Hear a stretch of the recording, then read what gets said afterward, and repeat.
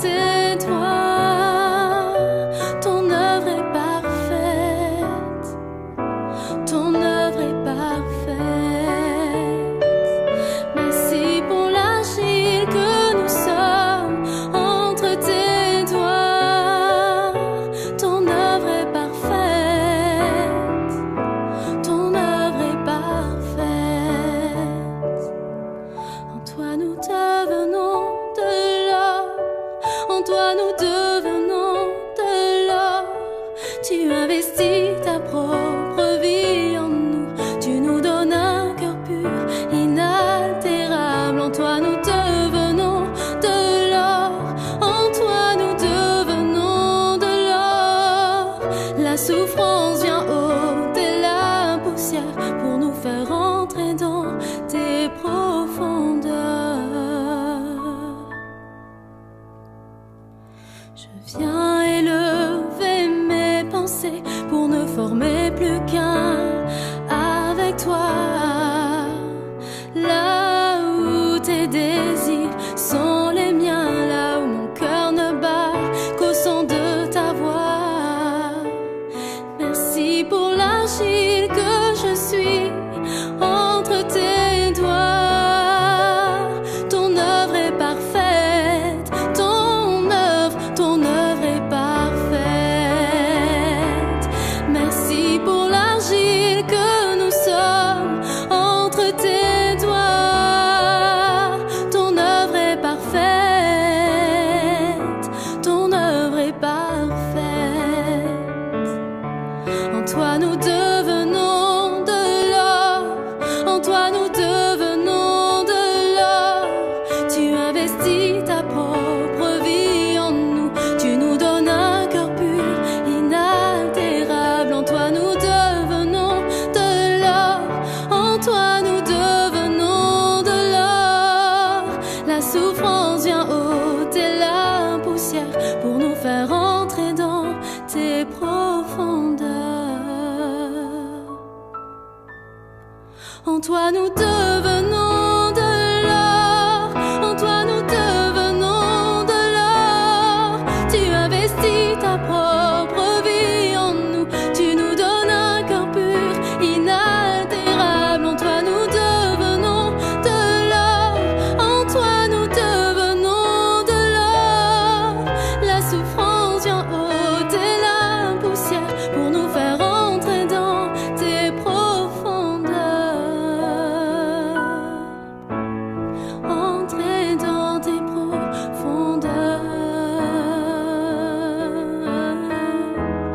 Entrer dans tes profondeurs. Entrer dans tes profondeurs.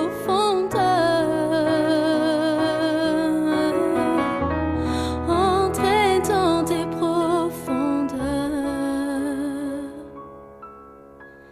Je viens élever mes pensées pour ne former plus qu'un avec toi.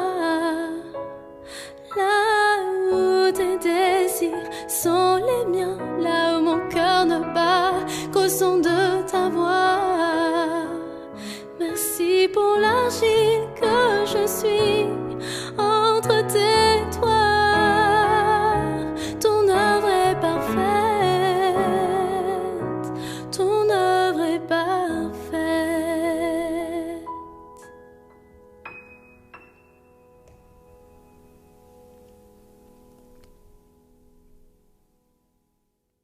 Bonjour, bienvenue à notre émission Le bâtisseur de cœur en Christ. Je suis le pasteur Rufini Lula de l'Assemblée du Christ, Église des Nations. La semaine passée, nous avons fait l'introduction de notre émission et aujourd'hui, nous allons donc continuer dans notre matière. Si vous considérez l'histoire de Moïse, vous verrez que Dieu va donner à Moïse le plan du tabernacle. Et Dieu va exiger que le tabernacle soit construit selon son architecture. Et Moïse va respecter scrupuleusement le plan que le Seigneur lui a confié. Et lorsqu'il va finir de bâtir ce tabernacle selon le plan de Dieu, à ce moment la gloire de Dieu va descendre. Et la gloire de Dieu et l'approbation que Moïse a construit tout ce qui lui a été demandé selon Dieu. Il nous est important de bâtir notre cœur, ce tabernacle que nous sommes selon le Seigneur. Et lorsque tout est construit, tout est mis en place, comme Dieu le désire, ainsi nous deviendrons l'expression même de la gloire de Dieu. Savez-vous quelle est la partie la plus importante lorsqu'on construit une maison? C'est la fondation. Pourquoi? Parce que la fondation permet la stabilité de l'édifice. Et plus profonde est la fondation, plus grande sera l'édifice. Et plus stable donc sera l'édifice. D'où l'importance d'avoir une bonne fondation. Et aujourd'hui, nous allons donc placer cette fondation. Quelle est la fondation de l'architecture du cœur? L'amour est la fondation de l'architecture du cœur. Je vais vous révéler une chose. Tout ce que nous bâtissons, s'il n'y a pas d'amour, cela est voué à l'échec. Une vie conjugale, d'où on ne trouve plus l'amour. Une vie familiale, une vie fraternelle ou une vie d'église qui n'a plus d'amour est vouée en échec. Pas besoin d'être un prophète pour pouvoir savoir que l'absence de l'amour est synonyme de la division. L'amour est essentiel, primordial pour notre vie chrétienne. Et c'est la fondation du cœur qui va nous permettre donc de bâtir cette architecture selon Dieu. Le livre des Colossiens chapitre 3, le verset 14 nous dit que l'amour est le lien de la perfection. Cela veut dire que l'amour va maintenir parfaitement en équilibre tout ce dont nous allons pouvoir bâtir. Alors bien aimés, je vous invite à prendre avec moi le livre de Romains au chapitre 5 et le verset 5. La Bible déclare que cette espérance ne trompe pas, parce que l'amour de Dieu est déversé dans nos cœurs par le Saint-Esprit. J'aimerais dire à quelqu'un une chose ce soir. L'amour de Dieu est déjà dans ton cœur si tu es chrétien. La présence du Saint-Esprit en nous est l'assurance de son amour qui nous habite. Et le chapitre 5, le verset 8, nous dit, voici comment Dieu a mis en évidence son amour, en envoyant son Fils Jésus-Christ à la croix. Voilà la grandeur de l'amour de Dieu, un amour qui se sacrifie pour nous pauvres pécheurs. Et la même dimension d'amour, la même intensité, le même degré d'amour, la même charge d'amour, le Saint-Esprit vient déverser cela dans nos cœurs. Qu'est-ce que cela veut-il dire? Cela veut dire que nous pouvons aimer comme Dieu aime. Nous pouvons aimer avec la même intensité dont Dieu nous aime. C'est possible. Il a investi cela en nous et il attend que nous soyons rentables. Et souvent, nous avons du mal à être rentables à cause de nos sentiments, de nos émotions charnelles. Nos pensées non renouvelées qui nous donnent d'avoir des sentiments, des émotions, des réflexes charnels.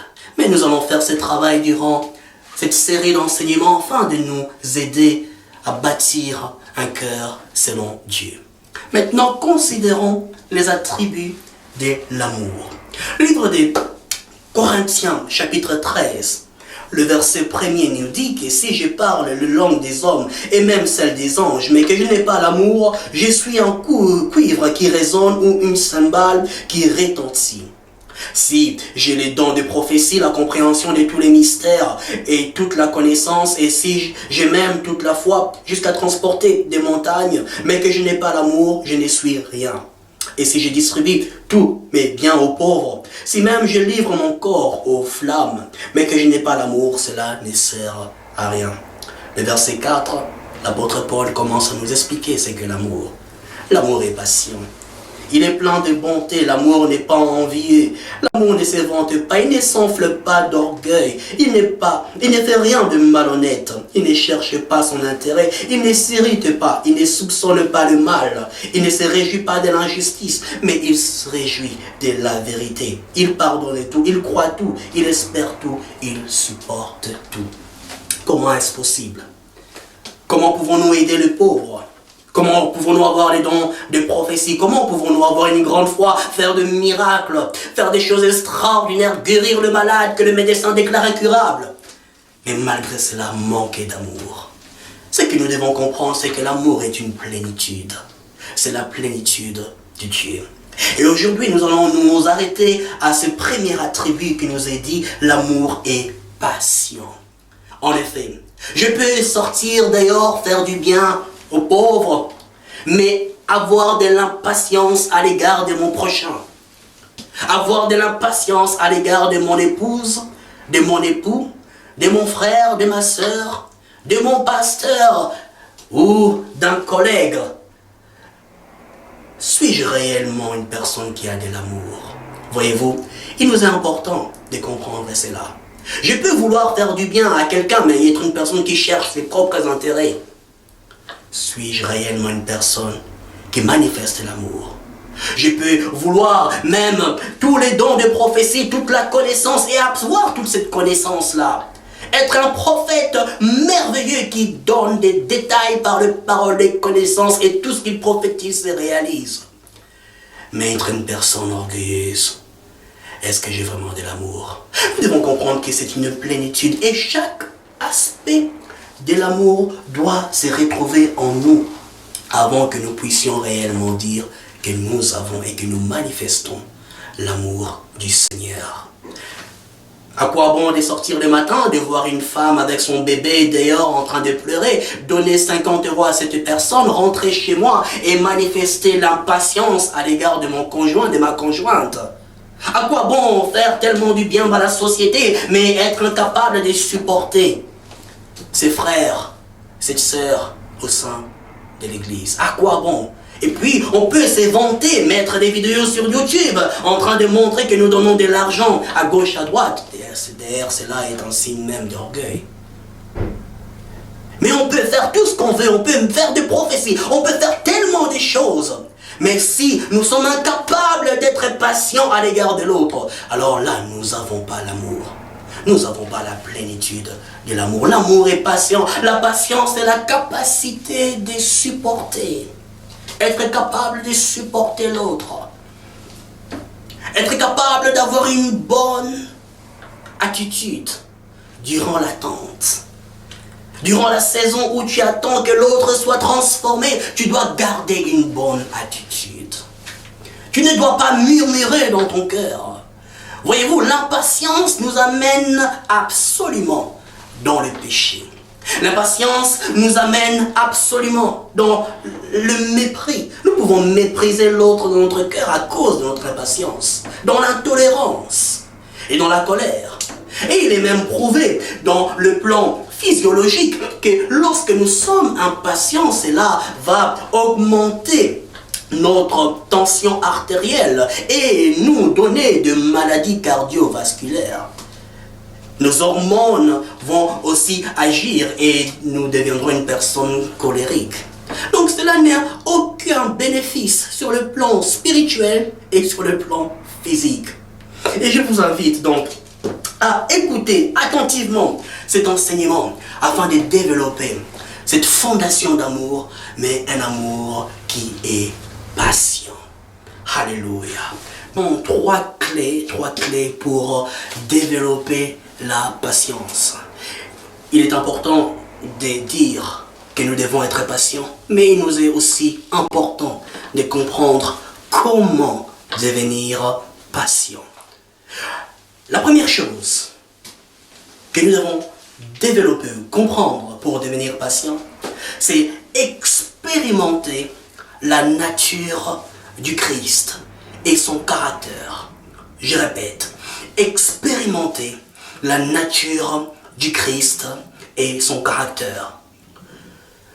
Peut-être que vous êtes une personne qui passe du temps dans la prière, qui aime le Seigneur, une personne qui veut expérimenter l'onction de Dieu, une personne qui veut expérimenter la guérison, une personne qui veut expérimenter la puissance de Dieu. Mais au-delà de cela, il y a quelque chose de beaucoup plus fort. C'est la nature de Dieu. Expérimenter la nature de Dieu est un travail d'intimité. Dans ma marche de tous les jours avec le Seigneur, je vais commencer à apprendre qui est Dieu. Je vais commencer à découvrir sa nature. Je vais commencer à découvrir également son caractère. Et dans cette intimité, je vais me rendre compte que Dieu est très patient à mon égard. Voyez-vous, lorsque je considère ma vie, tellement de fautes que j'ai fait, tellement d'erreurs, mais Dieu s'est toujours montré patient à mon égard. Et si je suis ici encore aujourd'hui, en train de vous parler, c'est le résultat de la patience de Dieu à mon égard. Et quand je rencontre la patience de Dieu, quand je contemple comment il a été, il est encore aujourd'hui, et il sera encore demain patient envers moi, je fais donc l'expérience du cœur de Dieu. Et obligatoirement, à cause de cette rencontre, à cause de cette expérience, à cause de cette intimité, j'irai manifester à l'autre la patience de Dieu. On donne ce que l'on reçoit. Et si je reçois dans mon intimité avec l'Éternel, je contemple cette patience, j'ai la révélation de cette patience, je me vois comme étant un homme rempli de défauts, mais en qui Dieu croit encore, en qui Dieu investit encore, en qui Dieu travaille encore. Ainsi, je pourrai développer la patience à l'égard de l'autre. Le problème est que nous ne sommes pas intimes avec Dieu. Nous ne rencontrons pas dans notre marche quotidienne cette nature et ce caractère du Seigneur. Et lorsque nous ne faisons pas la rencontre avec Dieu dans sa nature, dans ce qu'il est, nous avons du mal à exprimer l'Éternel à l'égard des autres. Ne cherchons pas seulement à avoir la puissance, à avoir l'onction, à avoir du guérison, à avoir de l'argent. Non, ce sont des choses secondaires, des choses qui passeront. Mais l'amour ne passera jamais. Soyons intimes avec le Seigneur et nous pourrons refléter l'Éternel aux autres. Connaissez-vous l'histoire de Joseph? Je vais prendre deux exemples, des illustrations. Commençons par Joseph. Joseph, vous connaissez tous Joseph. Et lorsque nous parlons de Joseph, nous parlons de l'élévation de Joseph. Nous parlons de comment Dieu l'a amené du néant vers la première place en Israël, en Égypte. Comment Dieu a utilisé cet homme. Mais il y a une chose que nous ignorons et que nous ne voyons pas dans la vie de Joseph, c'est que Joseph était un homme qui n'avait ni de Torah, ni les évangiles. Un homme qui n'a jamais suivi un séminaire sur les pardons. Un homme qui n'a jamais suivi un séminaire sur les dangers de la fornication. Un homme qui n'a jamais suivi un séminaire sur l'amertume. Mais comment cet homme qui n'a ni Torah, ni Nouveau Testament, qui n'a pas de Bible, a le réflexe de pardonner? Comment cet homme qui n'a pas ce que nous avons aujourd'hui, voyez-vous, vous partez certainement à l'église tous les dimanches, vous allez dans les réunions chrétiennes, nous faisons cela, mais nous avons du mal à pardonner, alors qu'un homme qui n'avait pas tout ce que nous avons aujourd'hui a su facilement pardonner. Les résultats de son intimité avec Dieu. Un homme intime avec Dieu, un homme qui rencontre l'Éternel dans sa nature et qui se laisse impacter par la nature de Dieu, va refléter la nature de Dieu aux autres. Oui, cette nature est inscrite en nous et nous devons être rentables. Aimons le Seigneur Jésus-Christ. Passons du temps à les connaître, à les côtoyer dans son caractère. Et laissons-nous briser afin que son caractère devienne notre caractère. Deuxième exemple, je vais prendre l'exemple de Osée. Vous connaissez peut-être l'histoire de Osée, peut-être que vous ne connaissez pas. Prenez avec moi le livre de Osée, le chapitre 1er. Dans le chapitre 1er, l'Éternel dit à Osée, va prendre une femme prostituée et des enfants de prostitution. Waouh! Comment Dieu peut demander cela à son prophète, à son serviteur d'aller épouser une prostituée? Mais combien cela est horrible! Mais Dieu avait un plan derrière ça. Il fallait que Osée fasse l'expérience du cœur de Dieu. Il fallait que Osée ressente dans son âme les douleurs de l'Éternel. Nous ne pouvons pas exprimer le Seigneur à l'autre si nous ne ressentons pas le cœur de Dieu. Si nous n'entrons pas en symbiose avec les sentiments du Seigneur, il nous est impossible d'exprimer cela aux autres. Et Osée, pour pouvoir réellement servir Dieu d'une manière adéquate, devait ressentir ce que Dieu ressentait. Car cette prostituée représentait Israël. Ce peuple que Dieu aimait tellement, mais qui s'abandonnait aux idoles. Et Osée, dans le livre de Osée, chapitre 3, prenez avec moi chapitre 3, du livre de Osée, le premier verset est écrit, l'Éternel m'a dit, va encore aimer une femme aimée d'un amant et adultère. Aime-la comme l'Éternel aime les Israélites. Alors que eux, ils se tournent vers d'autres dieux et aiment les gâteaux des raisins. Verset 2. Je l'ai acheté pour 15 pièces d'argent et 300 litres d'orge. Je lui ai dit, tu resteras longtemps à moi sans te livrer à la prostitution, ni appartenir à aucun homme, et j'agirai du même envers toi. Voyez-vous, Osée qui épouse une femme prostituée, mais cette femme a encore le courage d'aller tromper son mari, de se livrer en esclavagisme sexuel chez ses amants. Et Dieu dit, va chercher ta femme, va payer le prix pour la ramener à la maison. Mais comment cet homme devait souffrir dans ses émotions? Comment cet homme devait souffrir dans ses sentiments? Cette femme qui m'est infidèle, cette femme dont j'ai tiré de la prostitution, mais qui continue encore à me tromper. Mais je dois payer le prix pour la faire sortir de cet esclavagisme dans lequel elle s'est livrée. Le cœur de Dieu. Osée devait expérimenter les cœurs de Dieu. Il ne pouvait pas être le message sans expérimenter les cœurs de Dieu. Lorsque tu es patient à l'égard de l'autre, tu deviens le message de Dieu pour l'autre. Mais pour cela, il faut que toi-même tu expérimentes le cœur du Seigneur Jésus-Christ pour toi. Alléluia. Osée paye donc cet argent et cela nous préfigure l'amour que Christ a manifesté pour nous à la croix de Golgotha. Oui, nous sommes ces prostituées, nous sommes ces personnes qui marchons dans nos désirs charnels. Et peut-être que vous me suivez, vous êtes déjà chrétien, mais dites-moi, combien de fois êtes-vous tombé dans le péché? Et laisse-moi te dire, lorsque Dieu t'a sauvé, crois-tu qu'il ignorait que tu tomberais dans le péché? Beaucoup d'entre vous sont tombés dans des choses horribles. Beaucoup d'entre vous ont été des rétrogradés, mais l'amour de Dieu n'a jamais changé à votre égard. Dieu s'est montré patient. Alors pourquoi n'es-tu pas patient à l'égard de cette personne? Dieu pouvait te rejeter depuis longtemps. Il pouvait dire, son cas est un cas désespéré. Mais cela n'est pas le langage du Seigneur. Il croit en toi, il continue à travailler dans ta vie et croit que l'autre également, Dieu a une perspective sur cette personne. Et montre-toi patient. Expérimente cet amour du Seigneur pour toi. Expérimente, sois intime avec Dieu.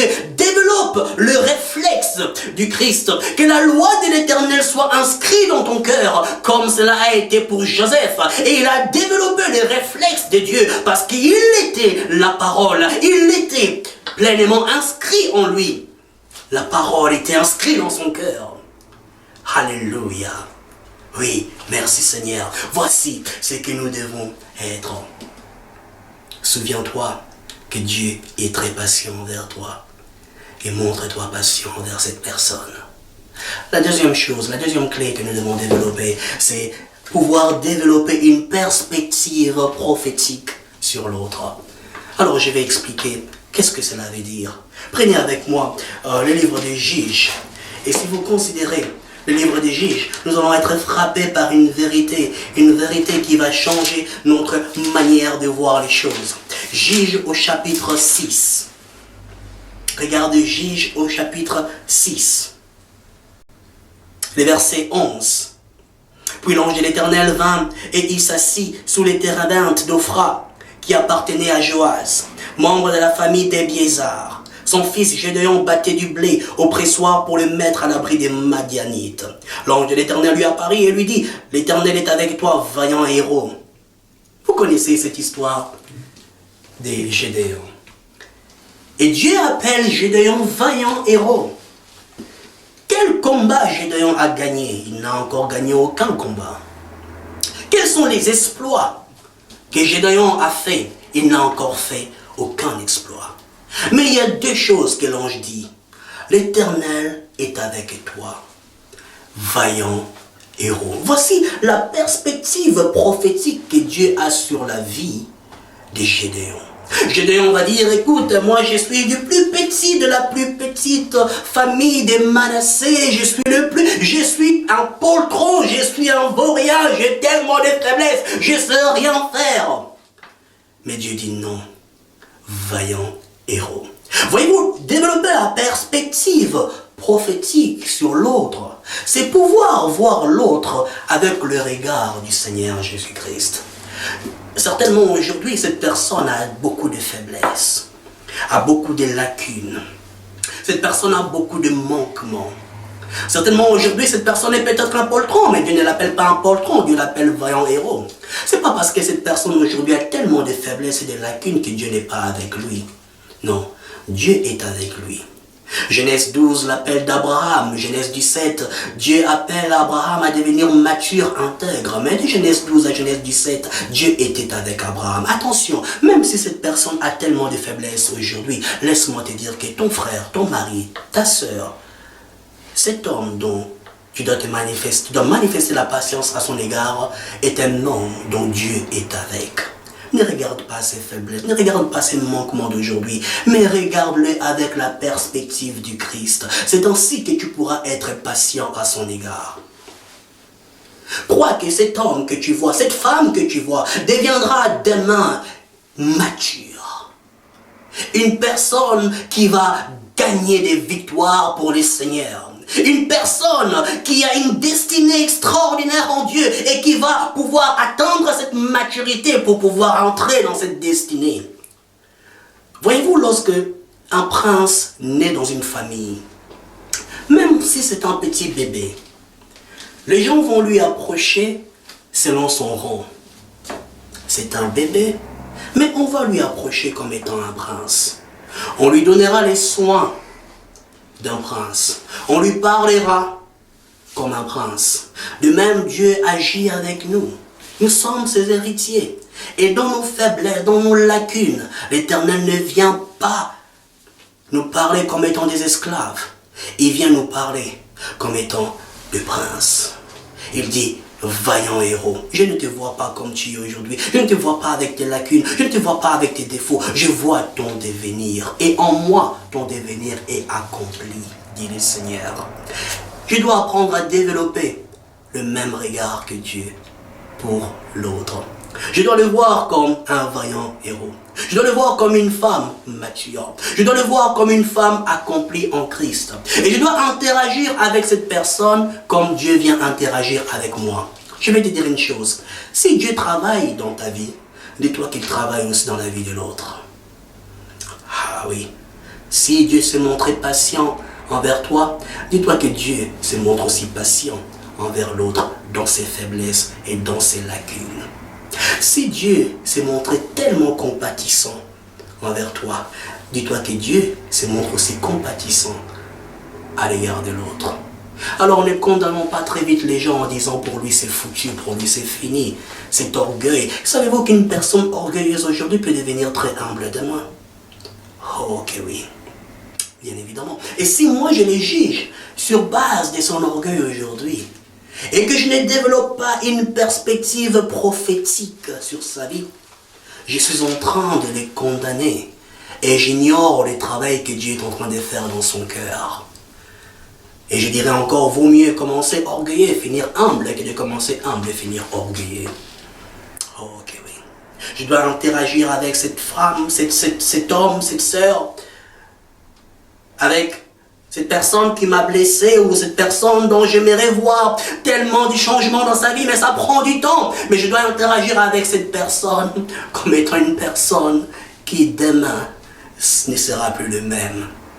Ça, c'est ma part. Comprenons bien cela. Un jour, un pharisien vient voir Jésus-Christ, lui demande quelle est donc cette loi par excellence. Jésus lui dit, aime ton Dieu de tout ton cœur, de toute ton âme, de toute ta pensée, de toute ton intelligence, et aime ton prochain comme toi-même. Et donc il lui demande, mais c'est qui mon prochain? Et Jésus va lui expliquer l'histoire du bon samaritain que nous connaissons tous. Mais il y a quelque chose que j'aimerais noter dans cette histoire du bon samaritain. Il y avait querelle entre les Juifs et les Samaritains. La Samarie est un peuple qui a été repeuplé parce que lors de la déportation des Assyriens, les Assyriens ont pratiqué une technique de déportation assez particulière. Ils mélangeaient les peuples. Et donc, le royaume du Nord a été mélangé. Les Samaritains est un peuple mélangé. Et les Juifs ne les considèrent pas comme étant des Israélites. Il y a donc cette querelle entre les Samaritains et les Juifs. Mais Christ, pour parler du prochain, prend l'exemple du Samaritain. Le maître de la loi, les pharisiens sont passés, ils ont vu cette personne battue par des voleurs, mais ils n'ont absolument rien fait. Absolument rien. Mais c'est le Samaritain. Christ est en train de dire aux pharisiens, écoute-moi bien, cette personne dont tu as gardé la vieille version, voyez-vous, nous avons du mal à croire que les gens peuvent changer. Et même lorsqu'ils changent, nous gardons toujours leur vieille version dans notre mémoire. Et nous opérons avec eux selon la vieille version. Et lorsque quelqu'un entre en connexion avec cette personne, nous allons voir cette personne pour lui dire attention, n'entre pas en connexion avec cette personne. Cette personne est dangereuse. Mais nous ignorons une chose, que peut-être Jésus-Christ est déjà passé par la Samarie. Que peut-être Jésus-Christ a déjà annoncé son évangile en Samarie. Et que peut-être il y a un Samaritain qui a compris Christ. Le même Samaritain, hier, dont on était en train de condamner parce qu'on disait qu'il n'était pas juif, qu'il ne connaissait pas la loi de Dieu. Peut-être que ce Samaritain a rencontré Christ. Et ce n'est pas celui qui maîtrisait la Bible, la loi, la Torah. Ce n'est pas le maître de la loi, le pharisien, qui a manifesté Christ, mais c'est les Samaritains. Crois que cette personne va atteindre la maturité. Crois-le. Regarde-le avec le regard du Christ. Alléluia. Arrêtons de voir la vieille version de personnes. Dieu travaille dans leur cœur. Nous ne savons pas ce que Dieu est en train de faire dans leur vie. Nous ignorons totalement le travail parfait que Dieu fait dans leur vie. Dieu est en train de travailler. Et soyons ouverts pour que Dieu nous étonne au-delà de tout ce qu'on peut penser. Troisième point, investir dans la vie de cette personne. Comment investir dans la vie de cette personne? Par la vie de prière. Il est important de prier pour cette personne. La prière va vous donner de manifester la patience. La patience qui est un fruit de l'esprit. Lorsque vous ne priez pas pour cette personne, vous ne saurez pas vous maîtriser à l'égard de cette personne. Nous avons souvent tendance à prier lorsque quelqu'un a le cancer, est tellement malade. Nous prions pour son corps, nous prions que Dieu le guérisse. Mais nous oublions une chose, que son âme vaut plus que son corps. Dieu peut guérir son corps, mais son corps retournera à la poussière. Le plus important, c'est que son âme soit transformée. Alors lorsque nous considérons les lacunes dans la vie de l'autre, et nous voyons tellement de lacunes, prions plus et gênons plus pour cette personne que si c'était juste pour une maladie physique. Parce que c'est son âme qui est en jeu. Prions, investissons dans la vie de l'autre. Voyez-vous, Christ investit dans la vie de Pierre. Pierre a nié Christ, sous peine d'être maudit. Jésus pouvait être tellement blessé par cela. Pierre, tu as marché avec moi pendant 3 ans. Pendant 3 ans, tu as vu tellement de miracles. Je te donnais tellement d'amour. Et comment tu peux me nier? Mais Christ avait une perspective prophétique sur Pierre. Il savait que Pierre allait devenir cet homme qui allait se lever la première fois devant les Juifs à Jérusalem et les non-Juifs pour proclamer la parole. Il avait une perspective. Il ne pouvait pas se limiter dans la réalité d'aujourd'hui des pierres qui les blessent. Non, il savait que Pierre irait plus loin que ça. Parce qu'il avait une perspective prophétique sur Pierre. Il pouvait dire, je te pardonne, je priais pour toi. Les diables te criblent comme du froment. Mais moi, je priais pour toi, afin que lorsque tu te relèveras, que tu relèves aussi tes frères. Je vais vous dire une dernière chose avant qu'on se sépare. Est-ce que tu te rends compte que cette personne qui a tellement de fautes aujourd'hui peut devenir ta bénédiction demain? Est-ce que tu te rends compte que cette personne qui a tellement de lacunes, non, tu dois être patient et investir dans la prière? C'est peut-être que la personne que Dieu va utiliser pour t'ouvrir des portes ou pour te donner une compréhension que tu n'as pas afin de t'amener plus loin avec le Seigneur. Alors, laissons cette fondation d'amour être solidement placée dans notre cœur. Soyons patients. Même si tu fais tellement de sacrifices financiers dans l'église, dans la société, chez les pauvres, peu importe, ton sacrifice ne vaut rien si tu n'es pas patient. Car ce que Dieu regarde, c'est d'abord le cœur avant les actions. Imaginez-vous Jésus qui gardait amertume contre Judas, parce que Judas l'a trahi. Son sacrifice à la croix aurait été nul, absolument nul. Bien-aimé, que Dieu travaille notre cœur. J'aimerais prier pour quelqu'un maintenant. Toi qui as suivi cette émission, tu t'es certainement reconnu. Et ton cœur s'écrie, Seigneur, oui, ces paroles ont été données pour moi. Je pêche dans mon impatience à l'égard de l'autre. Je le méprise. Je murmure. Je suis toujours en colère. Et lorsque je suis en colère, des paroles échappent de ma bouche. Et je pêche par mes paroles. Je n'ai pas développé une perspective prophétique sur sa vie. Et je ne prends pas le temps d'investir dans la prière et dans le jeûne pour lui. Mais aujourd'hui, je veux que tu me changes. Change-moi, Seigneur. Et je prie que, Père, tu puisses changer le cœur de cette femme. Que la fondation de l'amour soit solidement placée dans sa vie.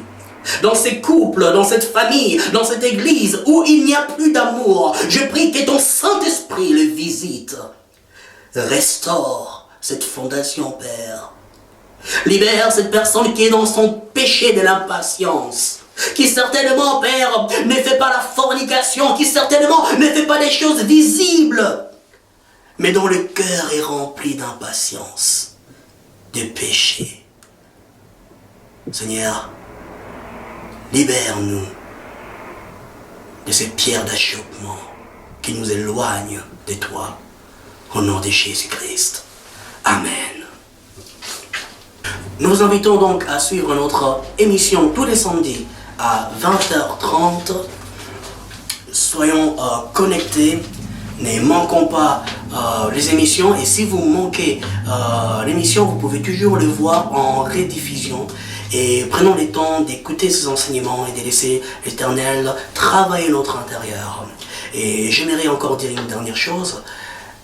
Nous ne faisons certainement pas des choses mauvaises où nous pouvons être condamnables par les hommes. Mais Dieu ne regarde pas notre apparence, il regarde à notre cœur. Et il est dans les détails, dans chaque détail de notre vie, notre cœur, de nos pensées. Et laissons l'Éternel, par son Saint-Esprit, nous amener à l'excellence du Christ. Que Dieu vous bénisse et à très bientôt. Bonjour.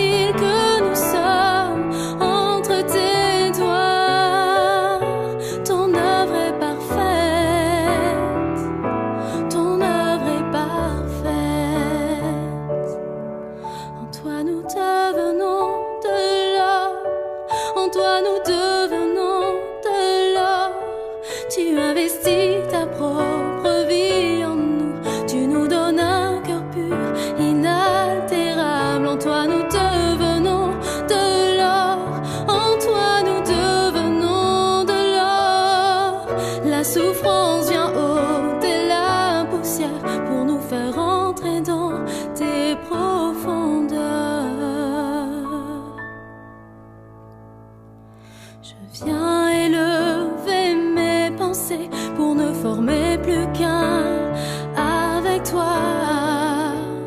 Là où tes désirs sont les miens, là où mon cœur ne bat qu'au son de ta voix. Merci pour l'argile que je suis entre tes doigts. Ton œuvre est parfaite, ton œuvre est parfaite. Merci pour l'argile que nous sommes entre tes doigts. Ton œuvre est parfaite, ton œuvre est parfaite. En toi nous devenons de l'or, en toi nous devenons de l'or. Tu investis ta propre vie en nous, tu nous donnes un cœur pur, inaltérable. En toi nous devenons de l'or, en toi nous devenons de l'or. La souffrance vient ôter la poussière pour nous faire entrer dans tes profondeurs. En toi nous devenons de l'or, en toi nous devenons de l'or. Tu investis ta propre vie en nous, tu nous donnes un cœur pur, inaltérable. En toi nous devenons de l'or, en toi nous devenons de l'or. La souffrance vient ôter la poussière pour nous faire entrer dans tes profondeurs. Entrer dans tes profondeurs.